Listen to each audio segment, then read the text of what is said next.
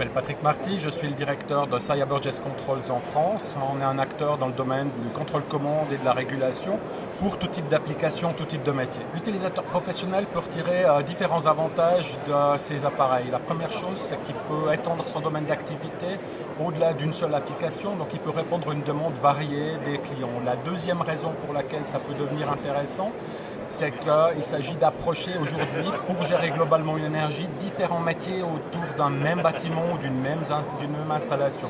Donc un appareil qui permet de se relier à tous ces différents éléments est nécessairement un bénéfice évident pour la plupart des utilisateurs.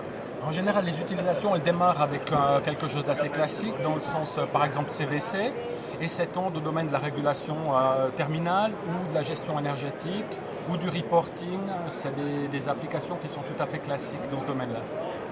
Notre métier, c'est la mise à disposition de produits de technologie. Le savoir-faire, c'est l'exclusivité de nos clients. Donc on a des métiers qui sont complémentaires et bien identifiés.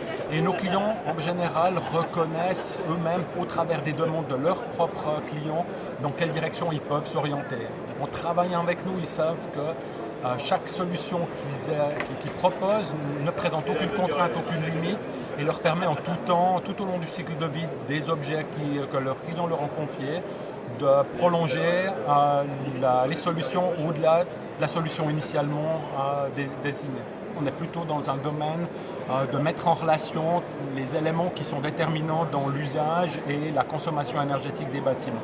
Donc il y a beaucoup d'éléments qui sont préexistants mais qui ne sont pas nécessairement communicants ou pour lesquels on n'a pas l'habitude de mettre en relation les données qui vont permettre d'optimiser l'exploitation. Donc la première chose, je pense, qui sera un guide sur ces prochaines années, c'est la mise en relation, l'échange de données pour avoir des solutions qui globalement auront les performances qu'elles méritent. Les freins qu'on peut identifier au jour d'aujourd'hui, c'est peut-être que les systèmes existants dans les bâtiments ont été conçus dans une période où la communication n'était peut-être pas dans l'air du temps. Ils ont également été conçus dans des périodes où la communication n'était pas fédérée sur un bus général.